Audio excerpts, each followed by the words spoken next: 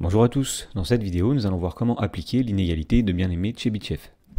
Dans l'exemple, on nous dit qu'on lance 100 fois une pièce de monnaie bien équilibrée et on note grand X, la variable aléatoire qui est égale au nombre de piles. Ainsi, grand X suit une loi binomiale de paramètres n égale 100 et p égale 0,5.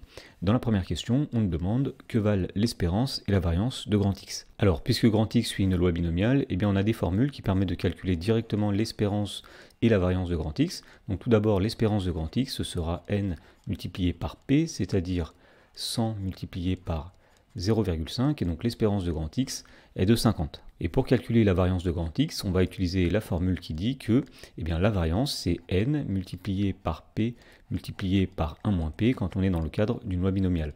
Autrement dit, ici ce sera 100 multiplié par 0,5 multiplié par 1 moins 0,5, et donc on trouve que la variance de x est égale à 25. Dans la question numéro 2, on nous dit soit delta un nombre strictement positif, et on nous demande d'écrire l'inégalité de bien-aimé de Chebyshev relative à la variable grand X. Donc on va commencer par appeler ce qu'est l'inégalité de bien-aimé de Chebyshev.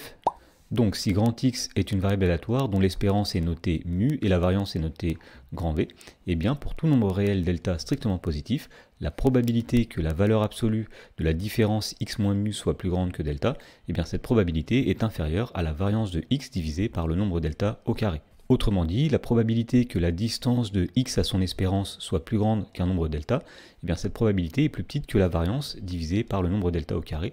Autrement dit, cette probabilité ne peut pas être trop grande. Alors, dans la question numéro 2, on va donc appliquer cette inégalité au cas où grand X suit une loi binomiale de paramètres n égale 100 et p égale 0,5. Alors, on avait dit que l'espérance de x qu'on note mu était égale à 50 et que la variance de grand X était égale à 25. Et donc, si delta est un nombre strictement positif, l'inégalité de bien-aimé de Chebyshev va dire que la probabilité que la distance de x à son espérance, c'est-à-dire x moins 50 soit plus grande que delta, cette probabilité est plus petite que la variance de grand X, dont on a dit qu'elle était égale à 25, divisée par le nombre delta au carré.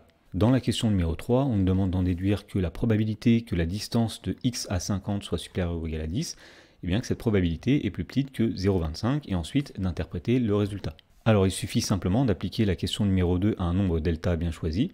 Alors puisqu'on cherche ici la probabilité que la distance de x à son espérance soit plus grande que 10, nous allons choisir pour la delta la valeur 10. Donc on va dire que si delta est égal à 10, d'après l'inégalité de bien-aimé de Chebyshev, la probabilité que la distance de x à son espérance, c'est-à-dire la probabilité que la valeur absolue de x moins 50 soit plus grande que 10, cette probabilité sera plus petite que la variance de grand X, c'est-à-dire 25, divisée par le nombre delta au carré, c'est-à-dire ici 10 au carré. Alors 10 au carré ça fait 100, et 25 divisé par 100 ça fait 0,25, donc on en déduit ici que la probabilité que la valeur absolue de x moins 50 soit plus grande que 10, cette probabilité est plus petite que 0,25. Alors, on demandait aussi d'interpréter le résultat. Donc, on va tout d'abord essayer de décrire l'événement, valeur absolue de x moins 50 supérieure ou égale à 10. Alors, si la distance de x à 50 est plus grande que 10, ça veut dire que x est soit plus grand que 60 ou plus petit que 40. Puisqu'effectivement, si on trace un axe comme ceci, qu'on place 50 au milieu, si on fait 50 plus 10, on arrive à 60, 50 moins 10, on arrive à 40. Et donc, dire que la distance de x à 50 est plus grande que 10 veut dire qu'on est soit dans cette portion-là, soit dans cette portion qui est ici. Et donc voici l'interprétation qu'on peut faire de l'inégalité de bien-aimé de Chebyshev. On va dire qu'il y a moins de 25% de chances que sur 100 lancés, le nombre de piles soit plus grand que 60 ou bien plus petit que 40.